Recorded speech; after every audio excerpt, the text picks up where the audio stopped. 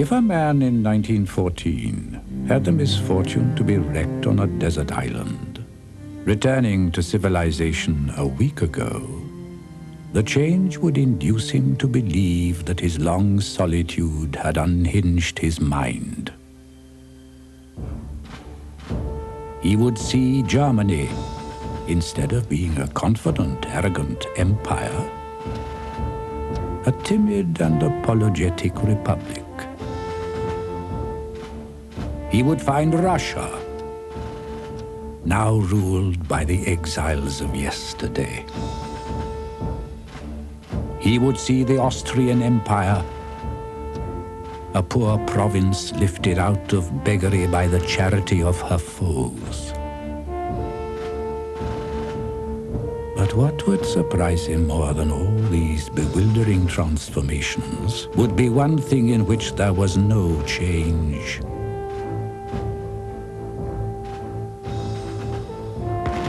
Europe is a seething cauldron of hate, with powerful men feeding the flames and stoking the fires.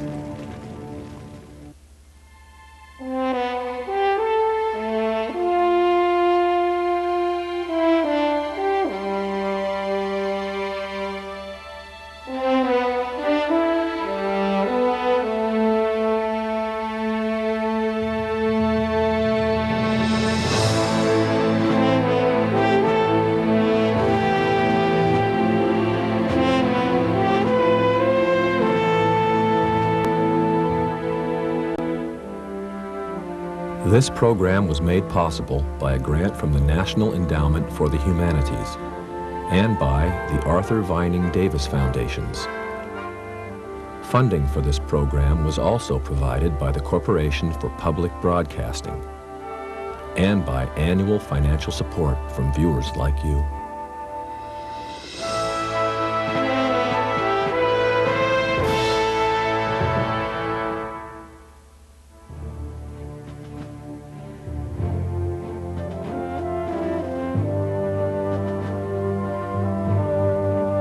In 1918, Gavrilo Princip died of tuberculosis in an Austrian prison.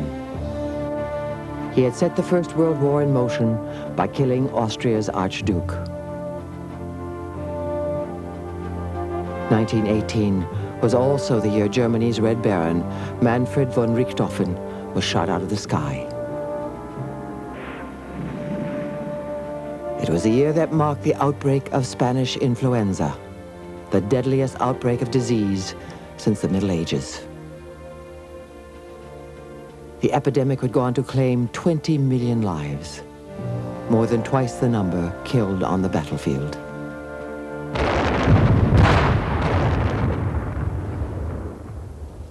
But of all the events of 1918, the most momentous occurred on November 11th, the day the war ended.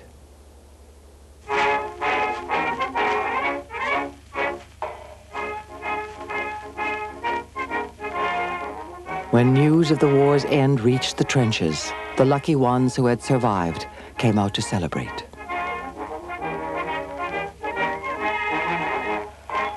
In cities around the world, the revelries lasted for days.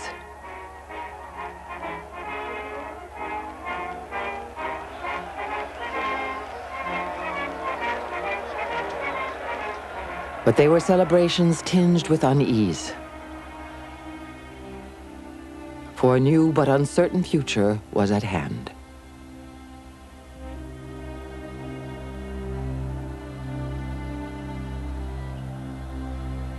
Four empires had been swept away.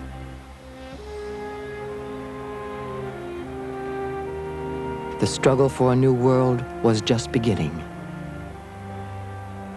That struggle would shape the remainder of the century and would be bloodier than the Great War itself.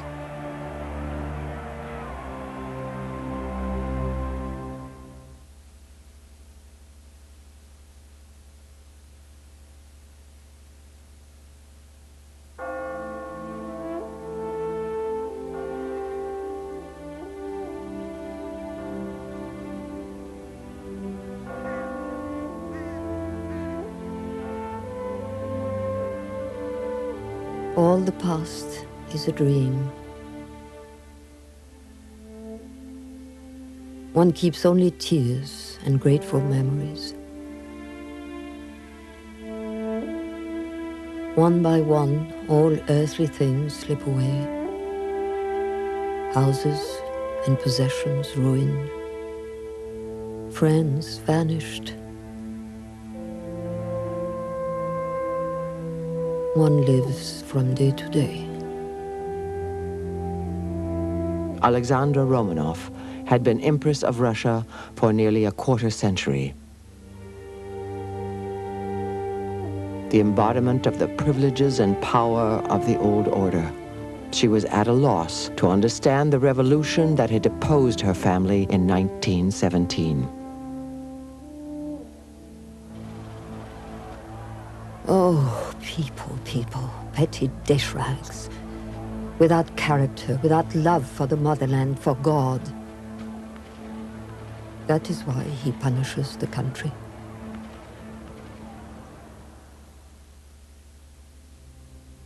In 1917, a year before the Great War ended, the royal family was put under house arrest.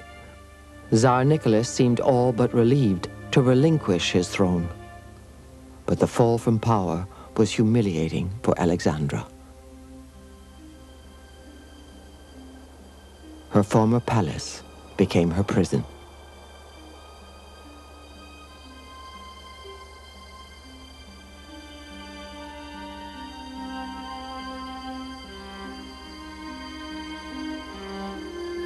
It is bright sunshine and everything glitters with hoarfrost. They are such moonlit nights.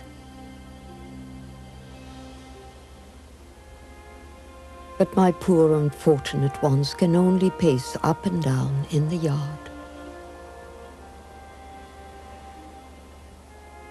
I am knitting stockings for the small one, Alexei.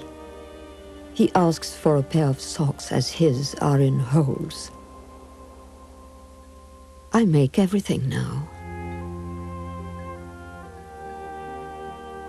But I firmly believe that God will save us. What is happening is awful. The murders, the persecutions, the imprisonments. But all of it must be suffered if we are to be cleansed, reborn.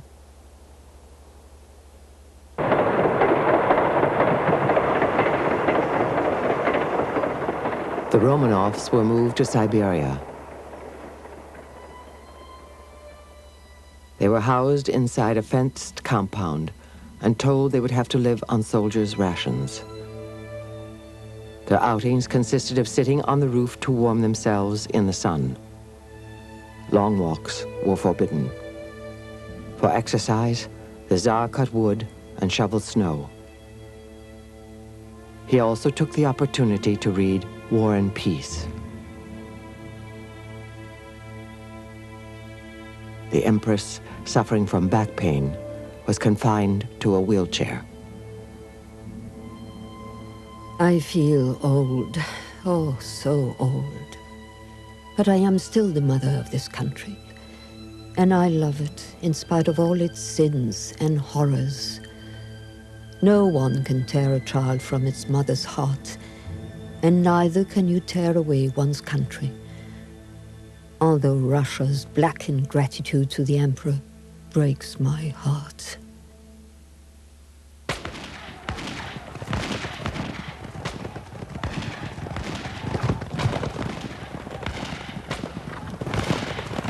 Outside their compound, Russia was in the midst of civil war. Communist soldiers, fighting in the name of Bolshevism, were battling anti-communist troops, known as the White Army.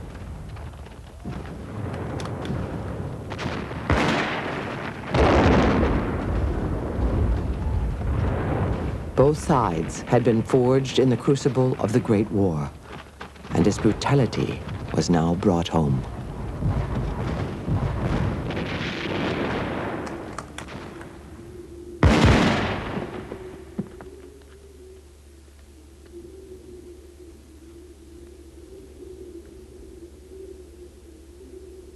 terror of the revolution was born in the militaristic methods of the war.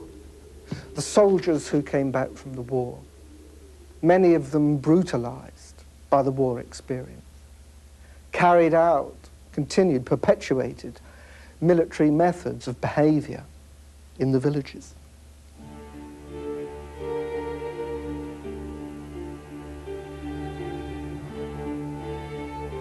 We are completely ignorant of what goes on outside, receiving neither newspapers nor letters.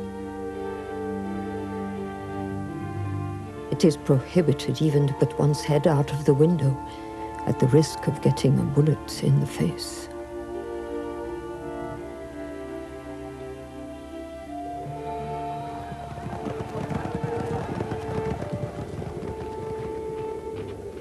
Constantly hear artillery passing, infantry, and twice cavalry during the course of 2 weeks. Wounded arrive daily to the town. Nicholas and Alexandra had begun to understand that they would not be rescued. But they hoped. There were some messages sort of slipped into the house saying, we are here, we are trying to rescue, signed by a white officer. And as the White Army got closer, the local Ural Soviet and the central authorities in Moscow had to figure out what to do.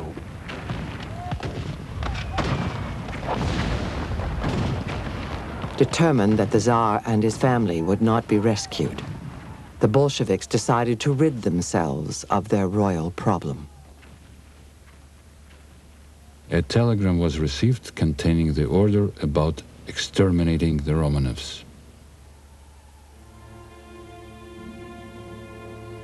Yakov Yurovsky was local head of the Bolshevik secret police and the Tsar's last jailer.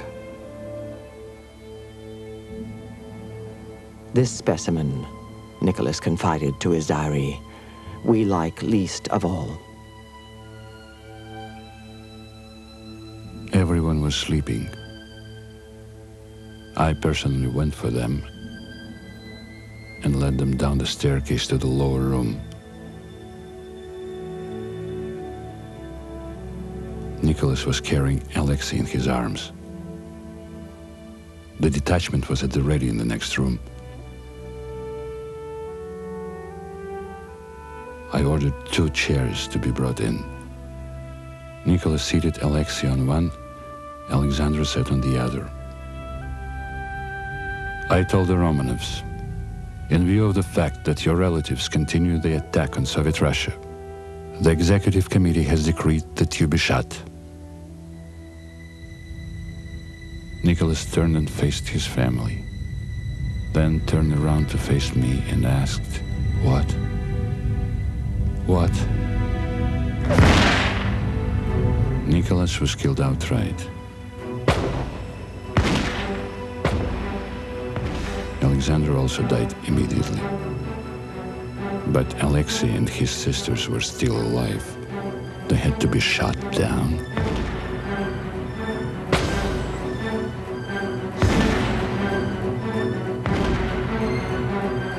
The bullets were ricocheting like hail around the room.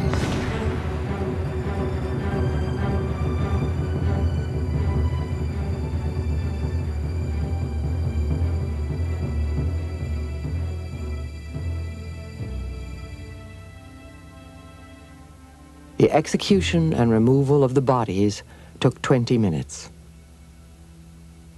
3 centuries of Tsarist Russia were gone.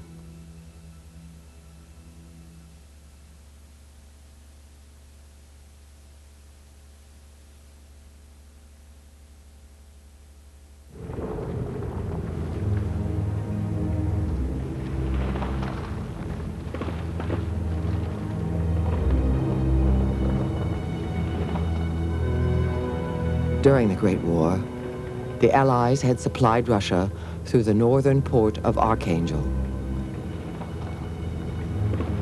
After Russia pulled out of the war, Allied ships came again, this time to fight the Bolsheviks.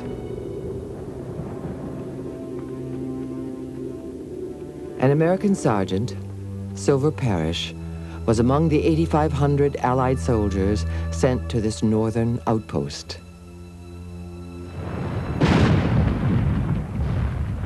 At 2 in the afternoon, the enemy field pieces and gunboats opened up on us and gave us hell. We were in a graveyard at the time, a good place to die. I had 14 men and 8 Lewis guns. We were in one hell of a rain of shrapnel and high explosives for 2 hours. We lost 4 dead, 5 wounded. I was recommended for a commission for making a good thing out of a bad mix-up. A bad mix-up was a good way to describe the entire Allied expedition. The mission was unclear to everyone. Were they there to protect Allied supplies, open a new front against Germany, or to crush the Bolsheviks? None of these soldiers knew.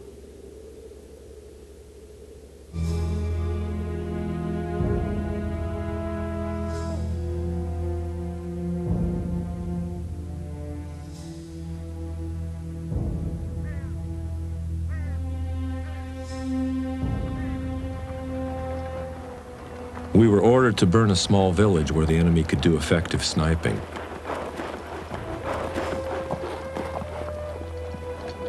Women opened fire on us, and we had to advance without firing upon them. We took 14 enemy prisoners and killed 2. And then we burned the village. My heart ached to have the women fall down at my feet, grab my legs, kiss my hand, and beg me not to do it.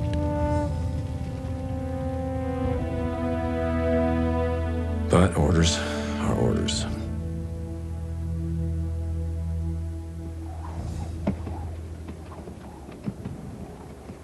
The temperature plunged to 60 degrees below zero. News of the armistice with Germany left soldiers even more discouraged. Why, they wondered, were they still fighting when the war was over? The American sergeant, Silver Parrish, had had enough. He had no quarrel, he declared, with the Bolos, as he called the Bolsheviks. Why are we fighting? For a clique of blood-sucking, murdering Tsarist army officials who keep their people in this ignorance and poverty? The majority of the people here are in sympathy with the Bolos, and I don't blame them. Unsure of their mission, outnumbered by the Bolsheviks, the Allies withdrew. It was the only time the United States and Russia engaged in a shooting war. This intervention was soon forgotten by the West, but it would have far-reaching consequences.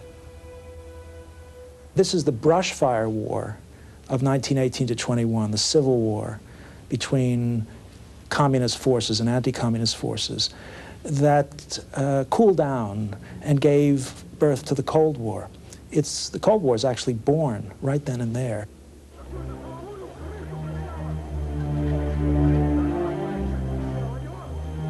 As the Bolsheviks consolidated power, one question loomed in the minds of Western leaders. Would revolution cross the borders of Russia and infect the rest of Europe?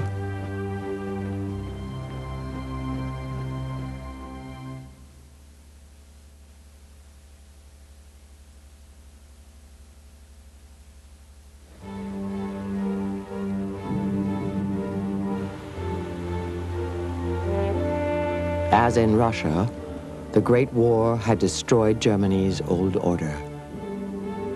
And again, the struggle for the future was being fought in city streets. Berlin, one man wrote, has become a witch's cauldron.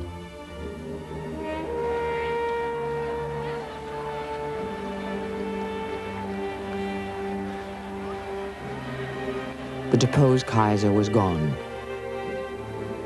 What he left behind in 1918 was a political war zone where rival groups struggled for power. We are living in agitated times, where whatever exists deserves to perish. Rosa Luxemburg was one of Europe's most important revolutionaries. By her 30s, she was the equal of Lenin and Trotsky.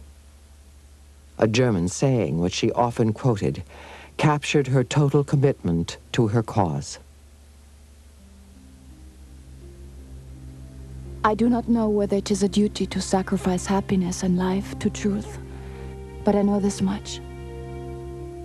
If one desires to teach truth, it is one's duty to teach it wholly, or not at all.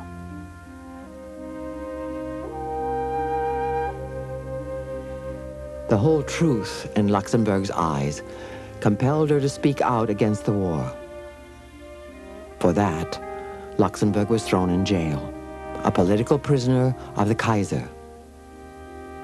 It was in prison in 1917 that she heard the news of Russia's Bolshevik revolution. I'm lying here on a stone-hard mattress in a dark cell. Around me, the usual quiet of a cemetery. One imagines oneself in a grave. From the window, the reflection of the lantern, which burns all night in front of the prison, is drawn on the ceiling. It is our own cause which is victorious in Russia. It will serve as a deliverance for the entire world. It must radiate to all of Europe. I feel absolutely convinced that things will take the right turn when the war ends.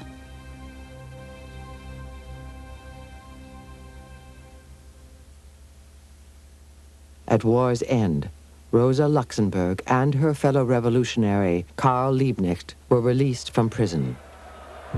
By then, moderate socialists had declared Germany a republic. But Luxemburg and Liebknecht wanted more, a communist revolution like Russia's.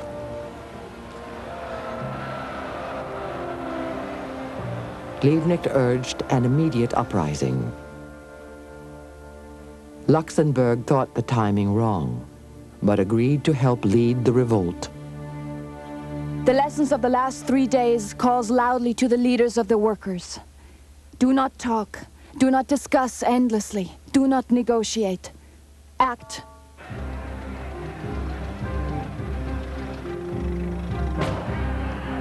The first clash of arms came in January 1919.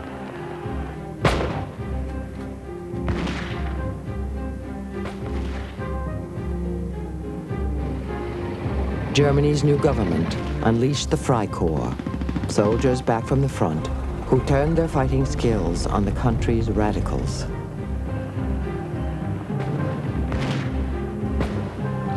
In just a few days, over 1,000 people were killed or wounded. The revolt crushed.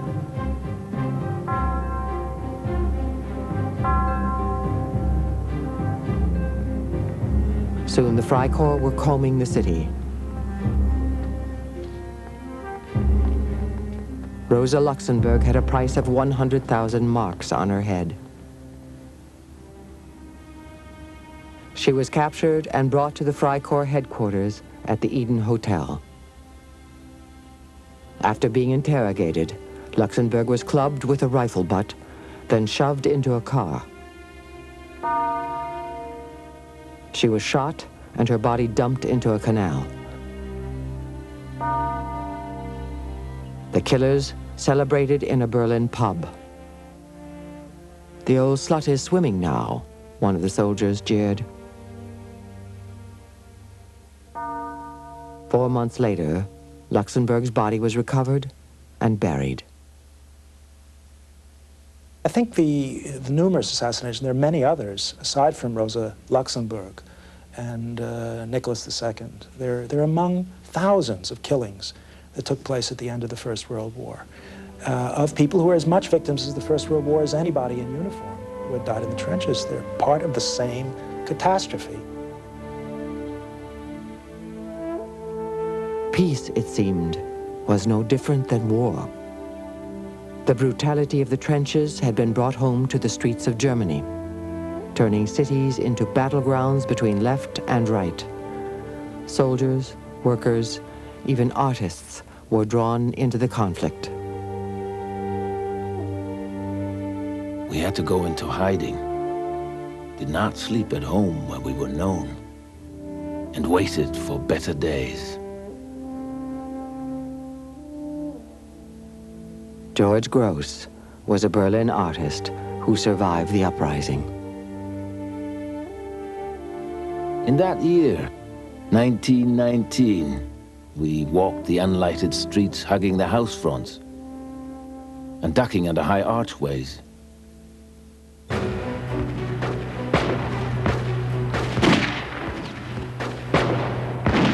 Inhabitants, half crazed with fear, could not stand the confinement of their own four walls. So, they went up on the roof to shoot pigeons and people.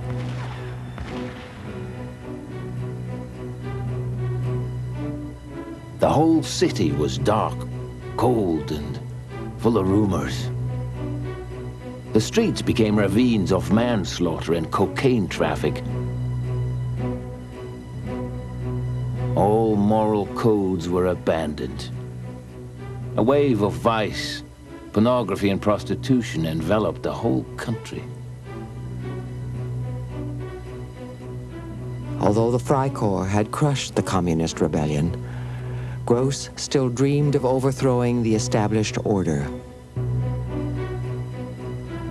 My art was to be gun and sword. I considered all art senseless unless it served as a weapon in the political arena. Gross embraced a new artistic movement called Dada. Begun in Zurich during the war, Dada exhibitions outraged post-war Berlin. Dada artists like Gross declared, "Die Kunst ist tot," art is dead. Values like reason, beauty, and obedience, all prized before the war, had lost their meaning. We derided everything, respected nothing, spat upon everything. That was Dada. It was not mysticism, not communism, not anarchy. We were complete nihilists. Our symbol was non-existence, a vacuum, a hole.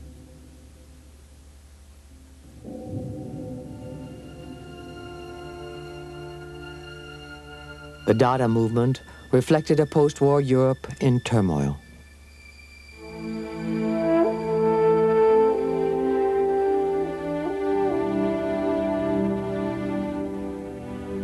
In such a world, could peace be fashioned and life return to normal?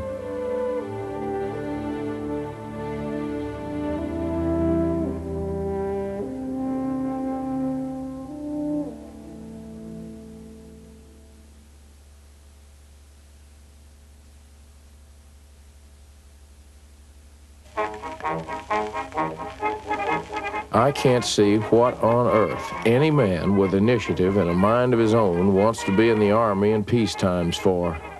You've always got some fossil above you whose slightest whim is law and who generally hasn't a grain of horse sense. 300,000 American soldiers were now returning home from France each month. With his discharge papers, each man received a coat, a pair of shoes, and $60. But there were still thousands of U.S. troops left overseas. Harry Truman was one of them. It's some trick to keep 190 men out of devilment now. I have to think up all sorts of tortures for delinquents. It's very lucky that we're far from wine, women, and song, or we'd have one hell of a time. I've had enough vin rouge and frog-eater victuals to last me a lifetime. As far as we're concerned, most of us don't give a whoop, to put it mildly, whether Russia has a red government or no government. And if the king of the lollipops wants to slaughter his subjects or his prime minister, it's all the same to us.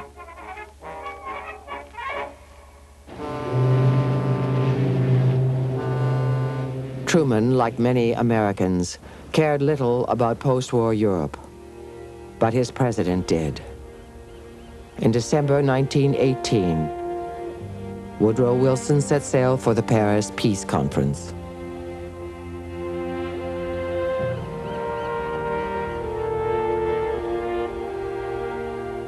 A supreme moment in history has come. The hand of God is laid upon the nations.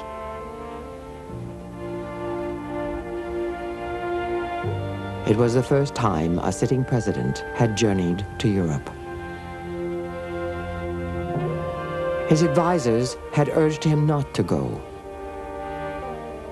But for Wilson, it was his chance to remake the world. Wilson called his vision the 14 Points. He proposed a League of Nations to maintain peace and to end European colonialism. President Woodrow Wilson's blueprint for a new world order was national self-determination. That is to say that peoples should determine their own form of government and that the peoples should be sovereign, and that out of the ashes of the old order of imperial powers there should emerge new self-governing nations.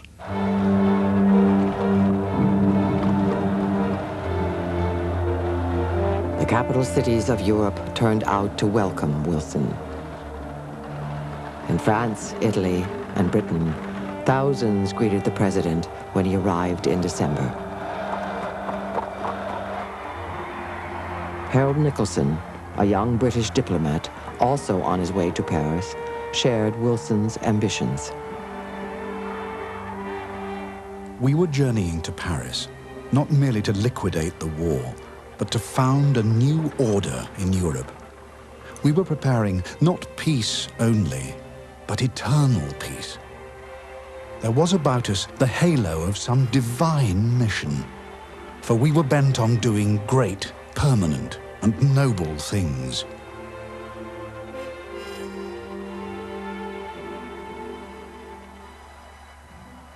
But despite the cheers of the crowds, a sense of foreboding haunted Wilson. Britain's King George judged him a cold and arrogant professor. It hinted of what awaited him at the conference table. The King's Prime Minister, David Lloyd George, would now be his adversary.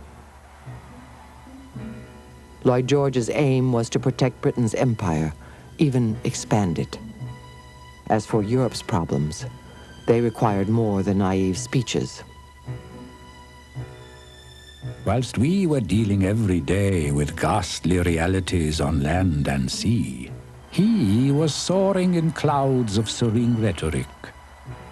This was President Wilson's first contact with Europe.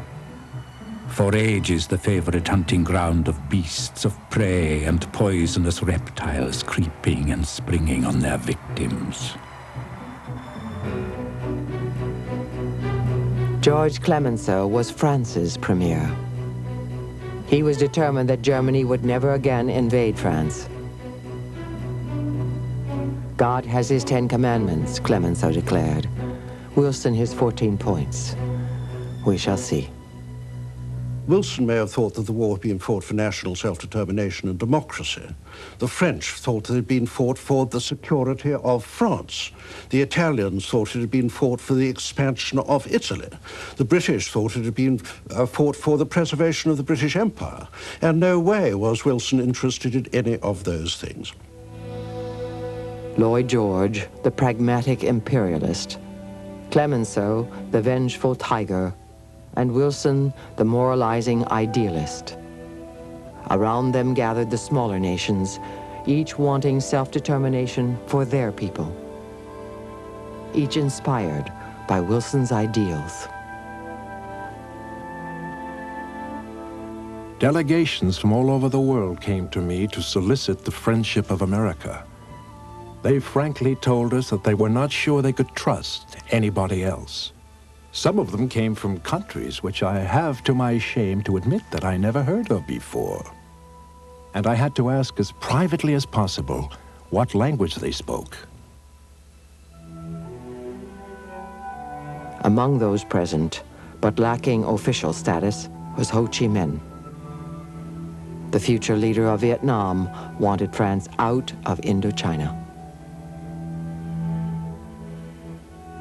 The African-American activist W.E.B. Du Bois was there too. Black soldiers had fought and died for the Allies, he argued. Had they not earned a place at the table? Arabs wanted their freedom too. Emir Faisal was granted observer status. He was escorted by Lawrence of Arabia. But Faisal went home disappointed. Lawrence hoped the Arabs would win independence for fighting with the Allies. But the British and French divided the Middle East for themselves. The peace negotiations in Paris are like a grand bazaar where all kinds of merchants come and spread their wares, what they have to offer, what they want to buy, what they feel is theirs by right.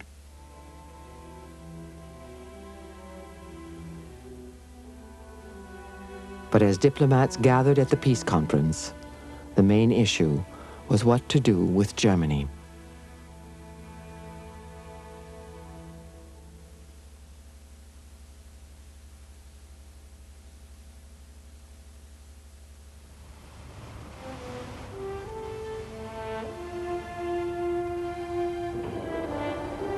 Allied diplomats spoke of peace, but their navies continued to wage war by naval blockade.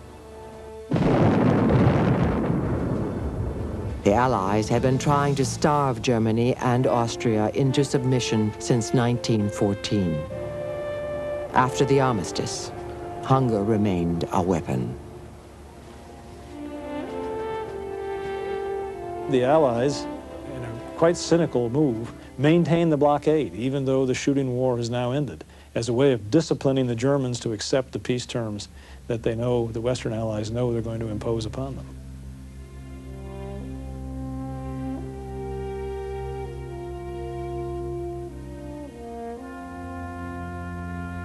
Vienna was particularly hard hit by the blockade.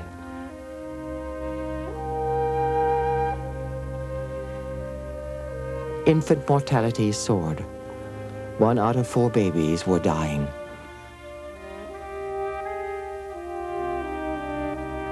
Hell, a cable reported, has been to this place. It is still here. For us, the war seems only to have begun. It is said that the French mean to decimate the German population, and that in 3 months we shall all have died of hunger. Anna Eisenmenger was an Austrian widow who had lost a son in the war. She was now caring for her second son, blinded by shrapnel, and for her infant grandchild, who was struggling to stay alive. There are no longer any swaddling bands in which to wrap the newly born. People use paper, if they have any, or old scraps of material. The wife of a doctor whom I know recently exchanged her beautiful piano for a sack of wheat flour.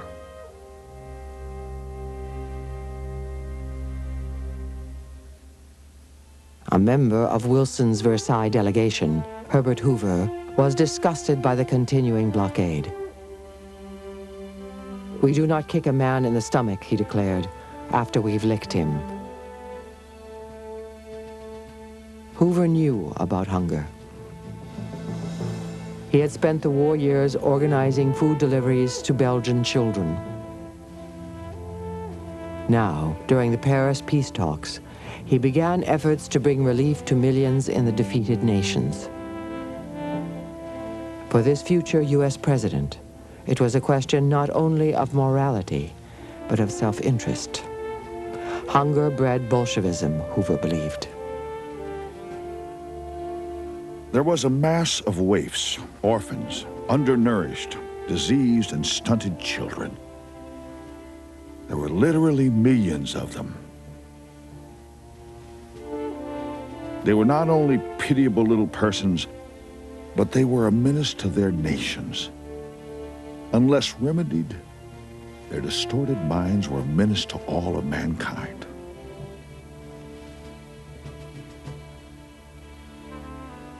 For thousands, Hoover's relief effort would not arrive in time. Anna Eisenmenger lost another child, this time a daughter to tuberculosis. We live on hopes, expectations, and promises. We wait eagerly for the good news, which Wilson would send us from Paris.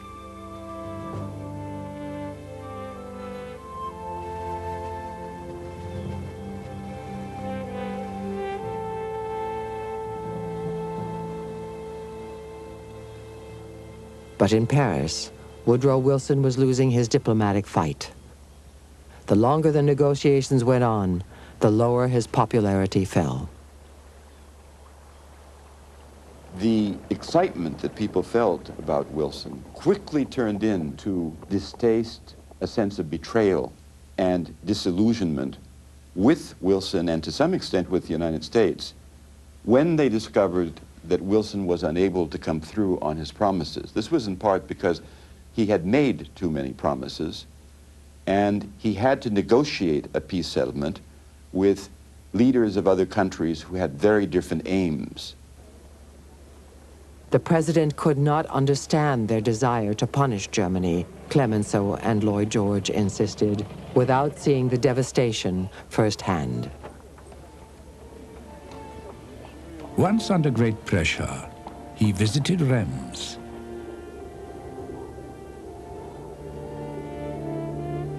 And viewing the ruins that a few years ago were a glorious cathedral, congratulated the prelate on the edifice not being nearly as much defaced as he had expected to see it.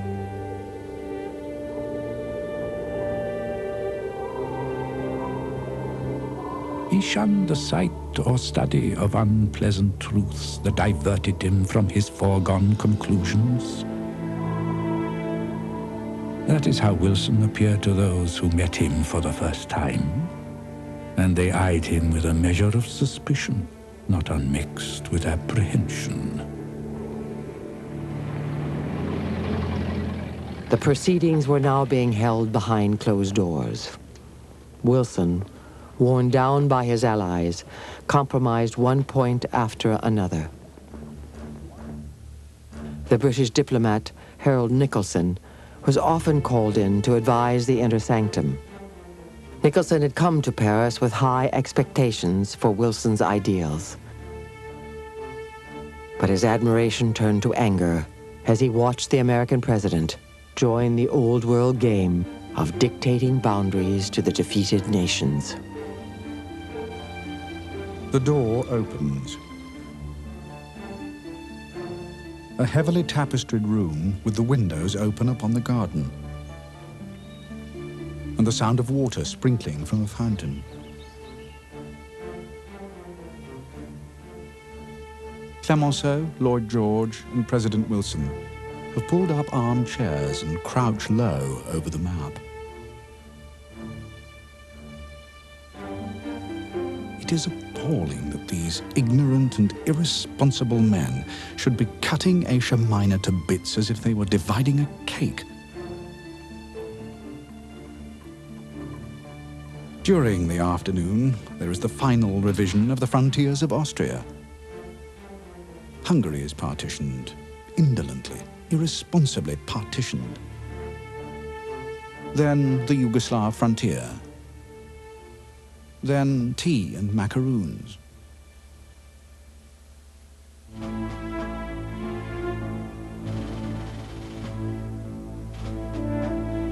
The treaty signing was set for June 28, 1919. 5 years to the day after Austria's Archduke Franz Ferdinand had been shot. The spot chosen for the signing was the Palace of Versailles. The peace treaty forced Germany to assume guilt for the war. As punishment, Germany lost its powerful army and navy and its colonies. Germany was also required to pay the cost of the war, a debt the country could never meet. When the German delegates were let in to sign the treaty, Harold Nicolson was there. We enter the Hall of Mirrors. Through the door, isolated and pitiable, come the 2 German delegates. The silence is terrifying. They keep their eyes fixed away from those 2,000 staring eyes. It's almost painful. They sign. Suddenly, from outside, comes the crash of guns, thundering a salute.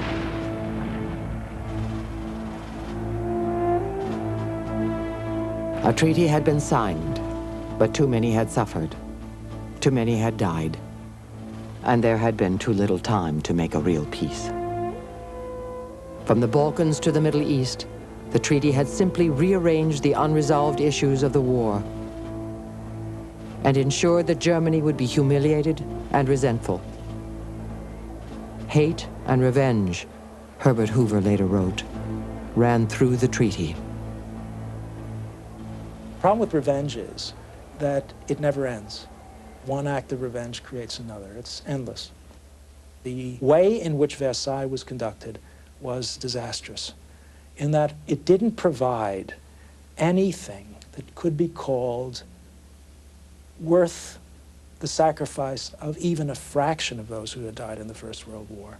So the idea of why, what for, has no answer for someone like Harold Nicolson and for many others. It becomes a peculiarity, an odd nightmare, a continuation of the nightmare of the war rather than the breaking of a new dawn.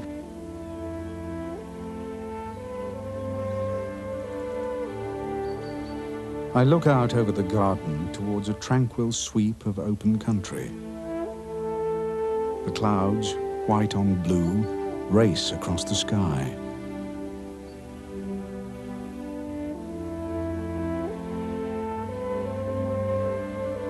Clemenceau emerges from the door. He is joined by Wilson and Lloyd George. The crowds upon the terrace burst through the cordon of troops. The Big Four are lost in a sea of gesticulation.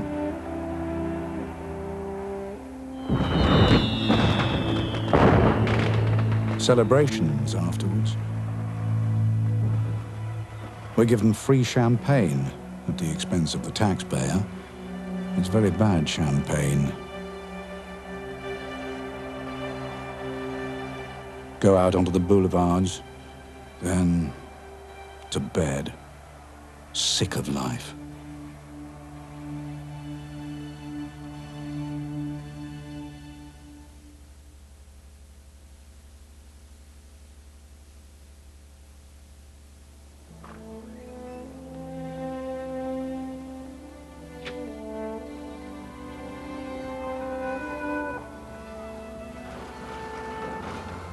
With the treaty signed, the Allies ended their blockade.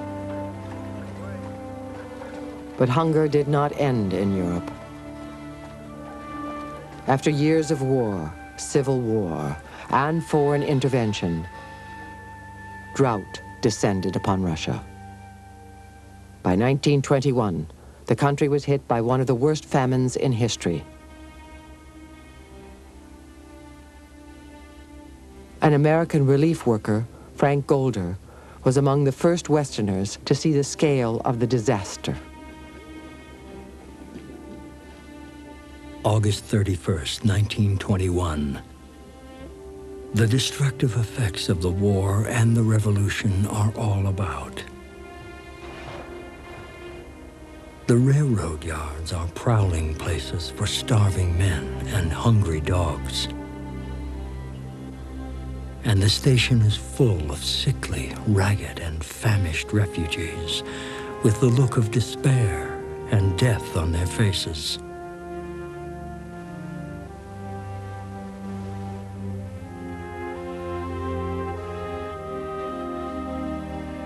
The Volga hereabouts is a broad stream between two low banks. One bank is filled with living beings. All these people are underfed and ill. Many of them in a state of stupor, indifferent to what happens to them. Golder saw people eat grass, acorns, and bark off the trees.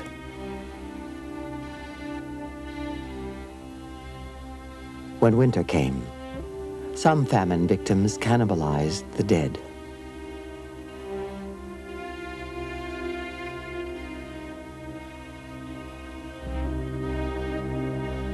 Russia's new communist government appealed for help from the working class of the West.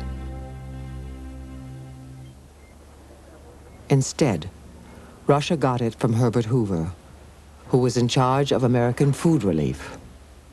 Better to fight Bolshevism with food than bullets, the now U.S. Secretary of Commerce believed.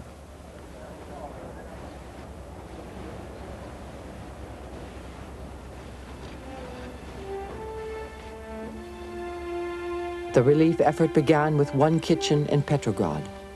It soon spread to 3,000 sites, feeding 1 million children a day. Even the Tsar's former palace was converted into a kitchen. The finest palace in the world, one American reported, is being put to its finest possible use.